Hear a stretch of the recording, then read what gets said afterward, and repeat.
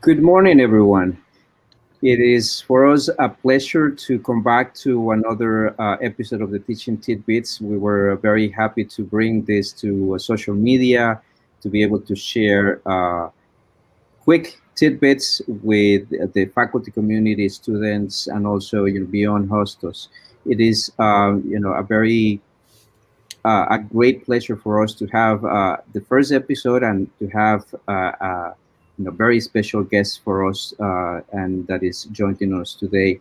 We are going to be talking about very important questions that affect the campus life, that affect faculty, staff, students, especially in these times of transition. We don't, it's been a long time of transition, and we still in this process that is changing every single day. But we wanted to make sure that we're able to provide a few tips, to bring a special guest and having a dialogue, and also making sure that the conversation continues through social media. And we invite everybody to make sure that you start typing your questions. I'm sure you're going to have a lot of questions for our guest, and the conversation will continue. I'm going to welcome my partner, my co-host for this episode today, Professor Diana Macri. Welcome, Diana. Thank you so much. It is a lot exciting for me to be here, not just because it's my first time, but I get to interview the president. No pressure, no pressure. So it is my real privilege to read her bio, and I really, I'm just going to read it because it deserves a minute or two to be read. Dr. De Filippis earned a Bachelor of Arts degree, summa cum laude, in Spanish and English literature from Queens College, a Master of Philosophy degree in Spanish literature from the Graduate School and University Center of the City University of New York, a Master of Arts degree in Spanish literature, and she holds a PhD in Latin American literature. A published author and literary critic, she is recognized internationally as a pioneer in the field of Dominican women's studies and Dominican authors. In 2016, she was awarded an honorary doctorate in the humanities by the University of Santo Domingo, the oldest university in the Americas, in recognition of her contributions to Dominican, Caribbean, and Dominican diaspora literatures. In May 2017, President De Filippis was honored at Hostos as Educator of the Year at their annual scholarship benefit. She was inducted as a member of the Connecticut Immigrant Heritage Hall of Fame in September 2018, and was honored by the Malta House of Care as one of their 2019 Wonder Women. President De Filippis served as Hostos' provost and Senior Vice President for Academic Affairs from 2002 to 2008. Under her leadership, Academic Affairs implemented the Hostos Academic Learning Center, which expanded non-credit offerings and via a Title V grant, fomented faculty and student development opportunities and assisted in enhancement of the Office of Institutional Research. She has served on the board of multiple educational and community organizations and was the commissioner for the New England Commission for Higher Education, something that we are so grateful for as we move through the self-study process. I said that is directly from God, heaven sent. She's delighted to be back at Hostos, and we are truly lucky to have her with us again. Good morning, Madam President. Good morning, Professor Macri. Sue, you are so lovely and so generous, and Director Guevara. I'm very happy to be with you and with everyone else. I do have, I'm curious as to what questions you would like to ask, but I can tell you that I am very happy to be here, and that this is a place. And Hostos has this incredible past of advocacy and social justice, and moving communities forward. And a present as well, and what we want is to ensure that it continues to be this shining beacon, this wonderful place in the South Bronx where so many lives get changed, transformed. And, the theory is among many of my friends who are more senior than both of you, that in this regard, that the experience has shown that any one student who is a first-time student who comes to college brings at least another 5. Well, reading that bio, it's you have so many hats that you can bring, so many times that we can talk to you. Teaching tidbits is really something that we do for faculty to kind of get the faculty. So we're going to ask you to go ahead and put on your faculty hat. I remember President Gomez always saying that he always cherished that time that when he was a professor and a teacher and all that gave him. So our questions today are going to be related to that. And we're going to start off with a very kind of grounding question, which is, how do you feel today? When you started your day, what inspired you to make today a successful day? Well, there is something to beginning each day. I always ensure that I am up and out of bed at least an hour before I have to be. Why? Because I feel that that's a moment that centers me, that makes me feel that I can organize my day in my head as I go through the rituals, and my rituals include always reading some poetry and catching up with the news and having coffee with my husband. And so the day begins gently as I get ready to go to work. What inspired me, it was to know that I was coming to the office today, and that there were so many wonderful things that I was going to be working on. For example, these celebrations this tomorrow of Dominican heritage, and great activities, because multiple scholarships will be announced, not only the ones from the 1199, but also there's a new announcement about a foundation giving, establishing an endowed scholarship. So tune in tomorrow, 2:00. Indeed. Okay, so that was, and we also unveiled the plaque. We filmed the unveiling of the plaque honoring the founding president of Hostos. You always need to look back and say, we owe this much to this many people, and saying thank you in respectful ways. So that was what framed my day. But people who know me will tell you that I'm always engaged in multiple projects, and I love what I do. So being in the classroom, I just want to say that to the faculty. When I got my first paycheck as a faculty member, I ran. I was a graduate fellow, and I was getting my master's at Queens College and teaching. And I didn't think I was so great teaching, okay, when I first began. And the students were kind, I think, to me in their evaluations. But the thing is, I get my first paycheck. I really thought I had robbed the bank. They're actually paying me. You just felt the same way, right? It's like they're paying me what I would give to be in a classroom. So, okay. And along those lines, you mentioned about the passion about teaching, and being a writer and teaching the humanities. You realize it's a different set of talents and skills. Has this background hurt or helped you in your position being as president of Hostos during this unprecedented and difficult transition period? I think first of all, my experience as an educator, I was in the classroom for 23 years. I earned my rank as a full professor, and wrote my books and taught my different classes. So I think the humanities teach you that people matter.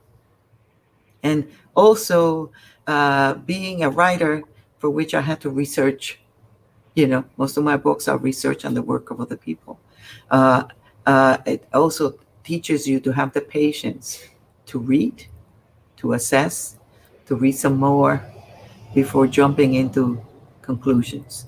So when I came here, there were two things that I knew I had to do. I had to do at least two. All right. So if I say two and then tell you more, it's because there were more. But basically, it was about getting us moving through the pandemic in a way that there was a sense of humanity and care, and that sustained activities going on even as we went into a virtual world. So that was the first thing. And then tied to that was the fact that the college was engaging in the self-study. The framework had been approved, and work was beginning, and there were things, some committee assignments and some arrangements and things that had to be done to make sure that that self-study would flow. I'm so proud, by the way, so very proud of the co-chairs. They have done us all so incredibly proud.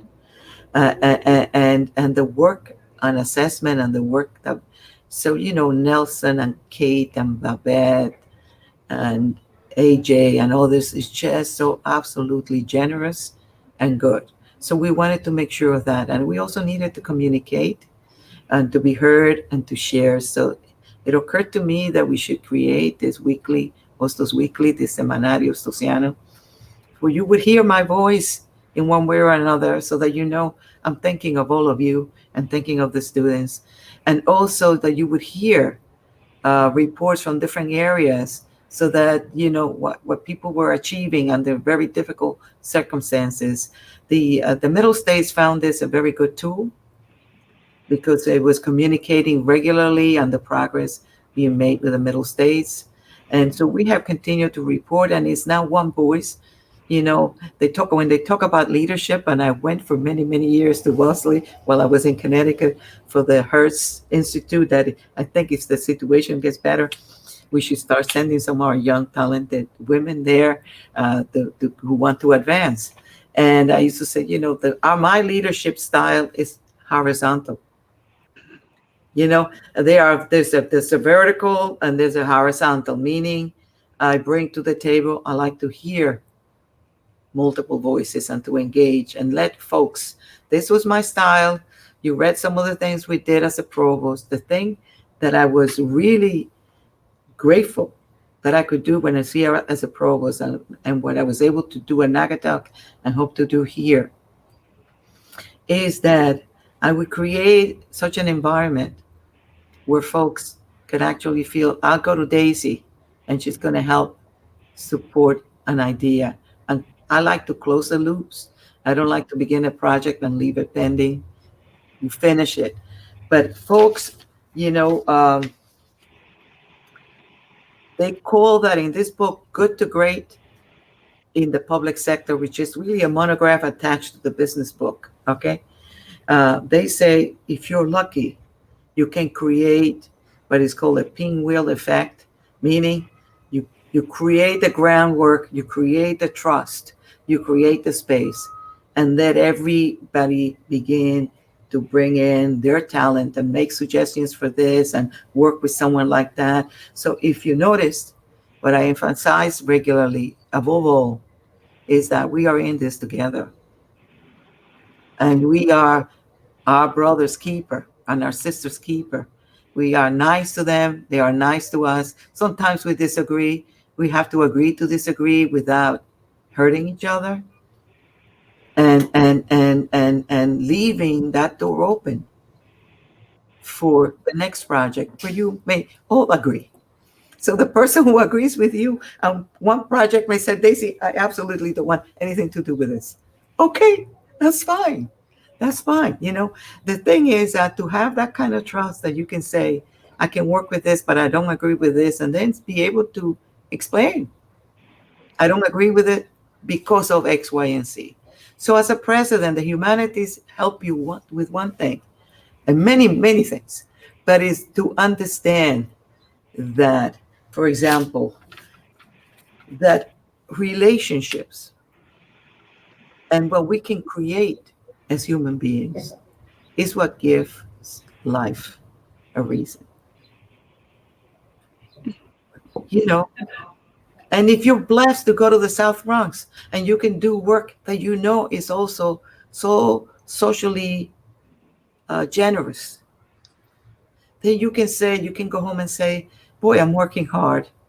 I'm earning a good salary. I have respect. I have position. But I'm also helping others. Many people can say that. You can all say that. We can all say that. Because everything we do has this incredible impact. And you see it with the students. You see it. they are so grateful. This is a great segue into our second question because, COVID threw so many wrench into the works, and so all of us are adjusting in so many different ways. Of course, I'm only a faculty, meaning that I don't wear as many hats as you wear. The seminario was really a nice way for me to connect with colleagues, and I do get very excited when I see colleagues won a grant or they got something published. It serves as a source of inspiration, and I'm not entirely sure what the intention was behind it, but in my mind, as a faculty, it's hitting a couple of things. So you've been a teacher for a long time. How have students changed since you began teaching? And what advice do you have for faculty who are trying their very best? I have conversations with my teacher colleagues, and we are just like really baffled by this generation of students. And right? Momento. No, listen, things change, and I learned that long ago when we began to introduce technology to the classroom and all of that in so many ways, for some of us who are of a little older generation than you, Diana, if I may call you, the students may know more about technology than the professor at any given point because they were born, many of them at this point, practically to that. I know that I rely heavily on my granddaughters who said, "Oh, abuela, you can't figure this out," and they come boom, boom, boom, and they do it. So, but the thing is, what doesn't change, what really doesn't change, and that is, they have EduCause and other publications have emphasized that, is that the centrality of the human connection. You talk about humanities, all right?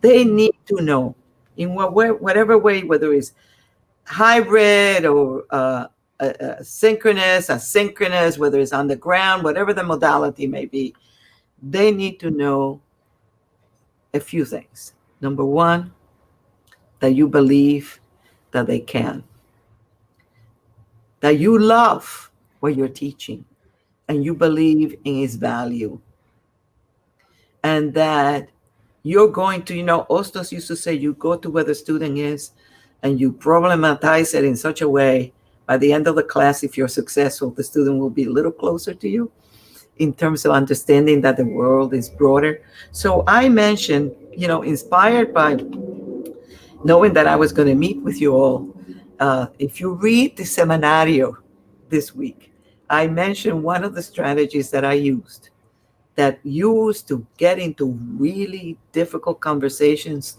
with students without taking too much time for the content of the course, and with the idea that it would give me a window that I would then call my colleague who was in counseling. Everybody knew me.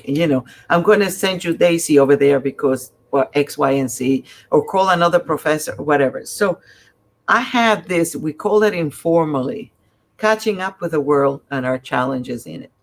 So what I try to do as a young girl, it was easier to do, right? I would look at the list and I would tell them, whatever you do, don't change seats the second day, because I used to memorize their names. So I knew who they were.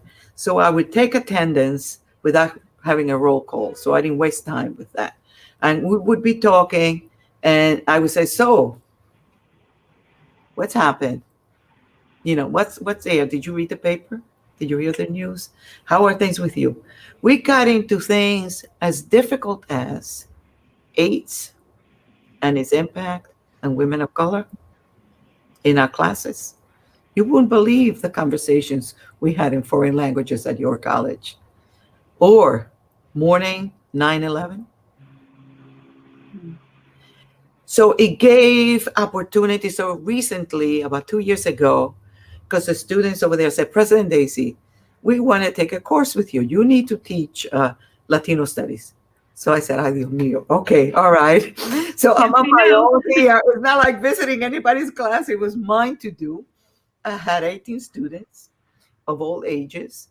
And we did this process.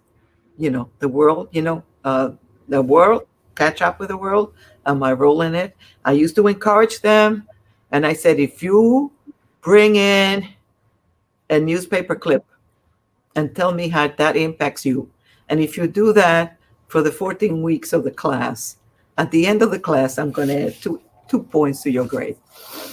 So I did bribe. But so it was about the paper. It was about them. We had a student who was kicked out of his home because he came out that he was gay to his family and had to move with his grandmother. There were things that came out that also allowed me. I was a president, but even I did this as a faculty to say to him, let's stay in touch and call. And I would call other colleagues and make sure, right? Students who got into all sorts of difficulties. One that was dating somebody, I can still remember, who was in prison. And the lectures that I had to give this child in my office, I said, you answer one more letter. And, and I was like, I said, this is my kid. I'm going to deal with it. So there was this 10 minutes that could be for attendance that were used to actually connect and have a conversation. Another thing that I used to do is that I used to ask them to keep a journal. So they would keep a journal. The journal had the notes from the class. They had their notes on the homework that they read. And then they had a section where they actually reflected on life, what we read. I used to teach a lot of literature, so a lot of it came that way. And I would collect those once a month and read them. And it allowed me a window into where they were. So here, yes, they're more gimmicky, they're all of that, but they do. My granddaughter said to me, Abuela, and she's an A++ kid. I mean, I call her my little librarian, the older one. The second one is happy, right? So less dedicated. She said when they get their assignments done, and she's at Bronx Tech, the Brooklyn Tech, when they get their assignments done, there's a break where they go into a room to wait. And she said, there I get a chance to talk to my friends because I miss talking to my friends with that structure. So they're craving with each other and with us. And in the case when you are in the Bronx, in the South Bronx, where folks are in very congested, many of them houses or sometimes homeless, the space at the college creates a safe space. It's warm. There's a food pantry. There's a library. There's all those things. And I think when I talk to the students now, they tell me that that's what they miss the most. Mm-hmm. They miss the most having, being in a place where they're secure, where they have human connection. So they are, and sometimes I have to tell you, Diana, I hear, even because I meet a lot with the SGA and other students, and sometimes they say things that you said, ay, Dios mío. You know what I mean? And where am I going to dig really deep to get patience? Exactly. That's the question. Yes. Okay. So you always remember this. You always remember. It's hard, but you remember that you are a model. You are a role model. They will respond to disagreement the way you would respond to disagreement. I remember being a young girl teaching at your college. I was younger. They were all 28. I was 25 when I began teaching there, right? So I'm walking around, and I still remember her because she took many classes with me. Rosita Chang, Peruvian Chinese, but very Americanized. She spoke Spanish fluently, of course. She was Peruvian and so on. So I'm walking around, I'm teaching, and she grabbed my arm. And she said, I really don't agree with that. And I said, great, the class begins now. Why not? And so, and you use every opportunity, and then let the other students engage them as well. I have to tell you that if there's anything I miss in this position, it's teaching. Mm. It's teaching. Dr. Gomez had the same reaction towards the end of his career, how much he really treasured those times as a teacher. And so as a teacher myself, I move forward with that in my mind. Enjoy this time now, even though it's very difficult, try to enjoy it. Well, you bring hope, Diana, when they are working with you, however tough things are, if they can get through the pandemic, having earned some college credits and feeling that they're making progress towards a life, That is a very hopeful thing. And to me, that's what the numbers mean. When they don't come back, it's yes, I know this budget, but it's always about that life that somehow we could not touch or could not come back at this time. The thing is, though, I have to tell you, in the midst of all of this, I get an email, really angry email from this young woman who, and they all write to me, and when it comes to me, it gets solved, right? So this young woman had been here 10 years ago and had a disagreement about a class placement, sat in the wrong class, some confusion. And she was so angry, and she just told us all off, you're awful, whatever, whatever. And I said, Diana, who's great, Diana, in my office, I said, figure it out, because this is a child that needs to be here. The reason she's so angry, was the right at the very beginning of the semester. She's right, because she's desperate. She needs to be somewhere. Yeah. Let's figure out how we can help her. So they write to me. So I said, no, let her. She doesn't even have to apologize that he trashed us all, 10 years ago for whatever reason. We're going to figure it out now, how she moves forward. And talking about the other part of the equation, the faculty, right? We know that through this pandemic, many faculty are experiencing burnout as a result of the transition, the increased demand on the time, and also the need for them to quickly develop new skills. Mm-hmm. In your experience, what would be the best way to handle this type of challenges? Well, look, first of all, I think I take it seriously. It's a tough time for all of us, and we're supposed to be the grown-ups, the ones with the knowledge, the ones with the structure. But everyone is feeling very vulnerable, and I think this winter being as tough as it is, you feel like not only you're hibernating because of the pandemic, you're also hibernating because you're forever shoveling snow or getting somebody to shovel the snow or worrying about when you're going to pull the car out of the driveway and what have you. So I say a few things that may seem very simple. I gave you an example of how my day begins. There's a certain comfort in some organizing in some ways that allow you to take a deep breath when you can. I also found, because I began teaching while I was raising 3 kids and finishing my doctorate, that I tend to be very organized with my time. And also you could say that esto aquí y esto aquí y esto acá. All right. So you have to make time. You need to make time for your family, your significant others, your friends. If you like to run and exercise, you make time. You organize your day in ways so that when you sit down to grade the multiple papers that you must grade, you have had a chance to do some of the things that center you a little bit, and you don't feel so deprived.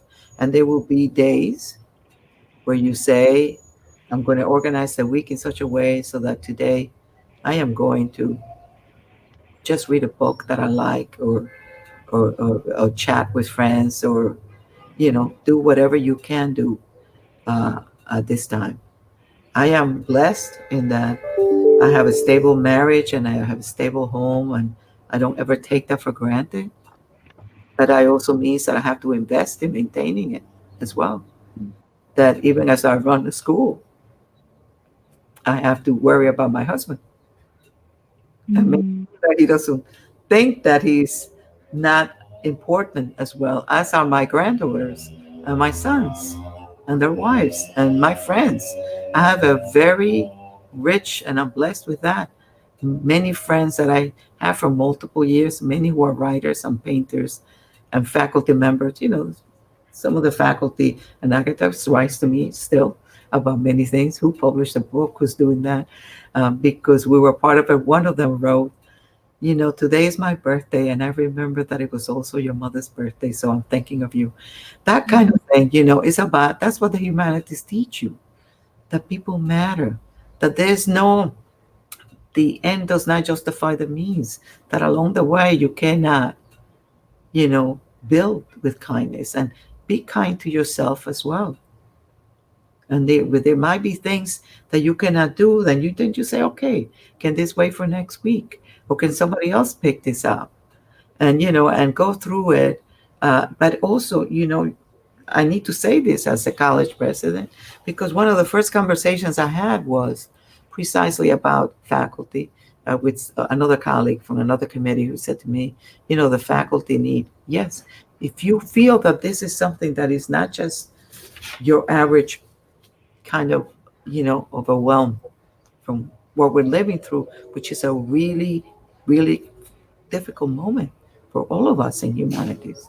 You want to, be able to keep hope in your heart and communicate hope and all of that. But if you're feeling hopeless, there are services that the university has for faculty and staff.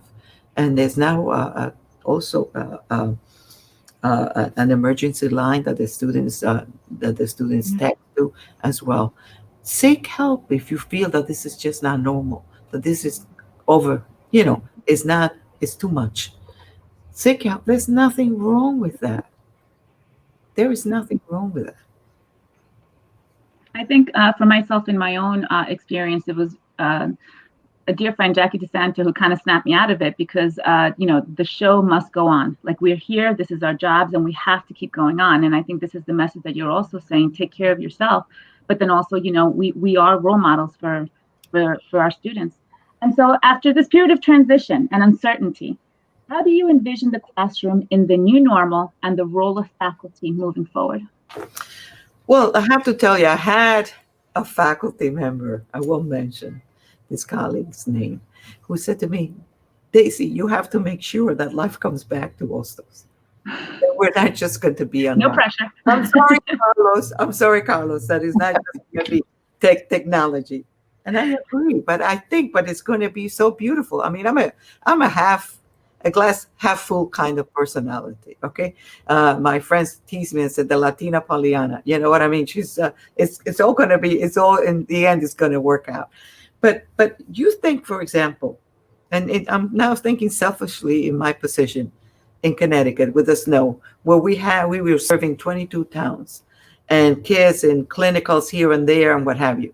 And if we opened the college, there would always be a parent that would call and say, why does she get paid by the hour that she has to keep the college open?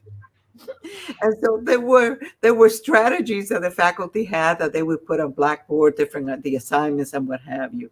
But I think being able to say that today is a snow day or is an emergency and we can go virtual, to have that versatility is tremendous support. To have also, advance in some ways. I mean, I was truly, truly impressed when I saw the digital arts animation projects that the kids did in the pandemic. And it was just amazing, the hope, and they dealt with difficult problems. One of them walking with it, whatever. So the point is, the technology is going to enrich the way you do things, the materials, the access to research, the access to images, to information, all of that is, we all learn a little bit more about this. And I think at some point, I am assuming that it would be the kind of class schedules designed in response to the needs of the students and the talents of the faculty. Some will be totally online, some will be more blended, some will be on the ground, and ultimately we will have the best of all possible worlds, Diana. I hope. Just from my point of view is that as a faculty is really challenging me, like, get the creative juices flowing and figure out a way to make this to make this happen for dental hygiene, right? Because dental hygiene is such a hands-on kind of thing. And we're doing it. And we challenge each other in dental hygiene, to come up with it. You got to do it. All of you, and in fact, you contribute so much to moving folks from poverty to the middle class. Those allied health and nursing programs change families in ways I remember way back reading this article in the New York Times of this kid who wanted to do X, Y, and Z, and he was struggling and all of that. In the meanwhile, his mom had gone to school to be sort of a partner. She had never gone to college. She became a nurse, and her becoming a nurse brought in the kind of income that allowed him and his siblings to go to college. Yeah. To have to get there. So there is incredible value to that. But I understand the creative juices will come back. Write an article about doing dental hygiene in the time of the pandemic in the South Bronx. That ought to be really interesting to see what other folks are doing and what you're doing and how you contribute. It's just great to be able to see your name on a printed page and say, this is Diana Macri's report from the trenches, you know? I like it. I like that as a title too. I'm going to report from the trenches. It's the trenches. You are in the trenches because you're the ones who come in. You know, Yeah. you're the ones who come in. Yes. Yeah. And, We'll make sure we push Diana to write that article. For sure. I will, but she doesn't know this, but people know that I go back and I said, did you do that? And Diana, remember that this is already in virtual space. I'm sorry, I'm losing the connection. I'm sorry. I must not have. I didn't hear what you said. You know, and in my approach also to promote the use of technology, it is always the intention to make sure that we understand that technology is an enabler, is a tool that is going to help us accomplish our goals. And being in this process of the pandemic, you know, there have been a lot of challenges, but for every challenge there is an opportunity, and we've seen the unique opportunity for all faculty had the opportunity to experience using the technology, teaching online, and then identifying how they could then reflect and improve and enhance their teaching approaches.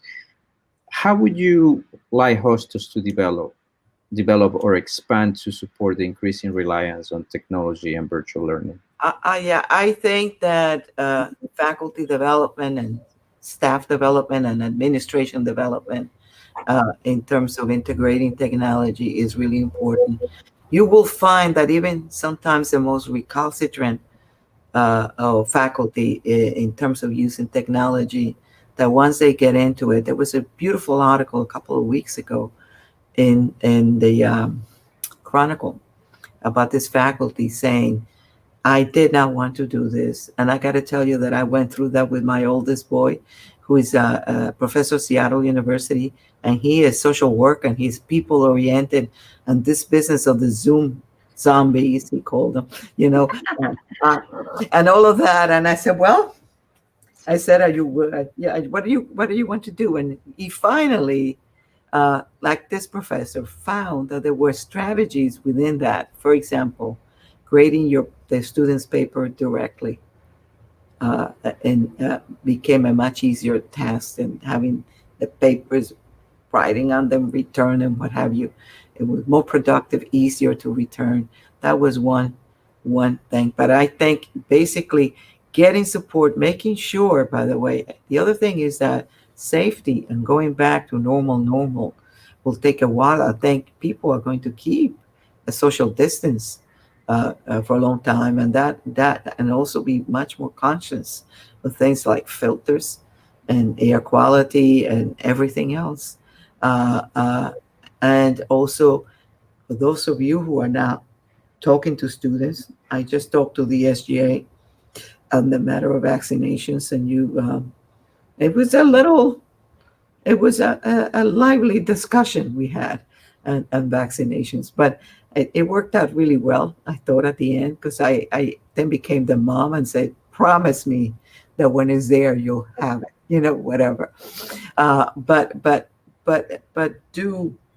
do have conversations, because I think once you become, the student knows that he or she's the person, not that you're a social worker, but you could certainly refer whether they can get support. If they open up to tell you whatever it is, you get a chance to tell them. I told them the story, and you will read it uh, Friday, of my vaccination locally here in the Bronx. Uh, and my husband Stu and everybody. And I grew up hearing the stories of the Operación and the Tuskegee experiment and a lot of ways in which science was used to manipulate and use human beings as guinea pigs. But this, we're in this together, and everybody is developing whatever they have scientists of every nationality working on the developing and the administration of this vaccine. And the interesting thing is that when I went to Taft High School to get my first doses, the beginning of February, and I look at these two little girls that are, I mean, they seem little girls to me. They're young, and I said, "Where are you from?" And one looks at me, and obviously she sees a Dominican. So she says, "I'm from Santiago, not the country, but the province, right?" So then I said, "Oh, okay." And I said, "In your part, there's this group called Somos, that is a medical group, and they're all Dominicans." So by the time I got through walking through the whole thing, the doctor is holding my ID that says president of a college, right? And she looks at me and she begins a lecture. You know that this is the right thing to do and everything. And I said, "Sí, señora," of course. But there's a level of advocacy, and well, you could catch it again. You could do this. People say all sorts, but what this is like the Pascal bet. If you believe, you win. If you don't believe, and then there's a God, you lose. So you might as well believe there's a God just in case, right? He used to say. So I said, trust science, and trust science that is developed, intended to be used by human beings in every possible place. Indeed. Okay. I'm going to quickly thank and give a shout out to the people that have joined to this Facebook Live. I have Professor Yalongo, Professor Tony Varela, Sean Garrity, a Hostos alum, Rude Holtz, Professor Juan Soto Franco, and we have a student that has been following the teaching tidbits since the beginning last semester, Carlito Diaz. He's very involved with the Leadership Beautiful. Academy. Um, Yesenia Lender Montero, she was a Serrano scholar. So we see our students that are following us just through social media who are joining, and they're happy to see you and then sharing all of your wisdom with us. And there's a number of other people. Jose Garcia from the Office of Communications is also connected. They're sending you greetings. I don't see any particular questions from them. They're just sharing that they're happy to tune in and join in this live stream. Do you have any final words of advice to faculty, students, staff from Hostos? Believe in yourselves. Believe that what you do is so much more valuable because of the times we live and the place we are. We are here now in this place in history, and it is our opportunity to do all we can. We cannot change the world, but we can help some lives navigate very difficult times, and that includes yours and that of your colleague and that of your president. I think everybody needs to feel a sense of kindness and respect. So I leave you with that. You are all extremely talented, the faculty. It's amazing how talented the faculty is. And who is teaching physics and knows poetry? I mean, you can go on and on and on because they're so versatile and talented. And I'm so proud. So please understand that I do thank you and that I am not in any way doubting how tough it is, because it is tough. It is tough for all of us, but we will get through this. We will get through this, and we will feel that in the end, I say to the students, when you get that diploma in May, think about what you are my heroes. So faculty and staff and students, you are my heroes. You are my heroes. Don't give up. Wonderful Thank you words for of that message. wisdom, and for I'm sure that everybody that hasn't joined us, but then they have this right there after this finish is going to be available in social media, in our also our web pages. And Diana and I are going to come back this Friday to another episode of Teaching Tidbits. We're going to be interviewing interim provost Charlie Drago, so we're happy to also have him in the Teaching Tidbits. Until then, thanks everybody for tuning in, and we'll see you Thank soon. you.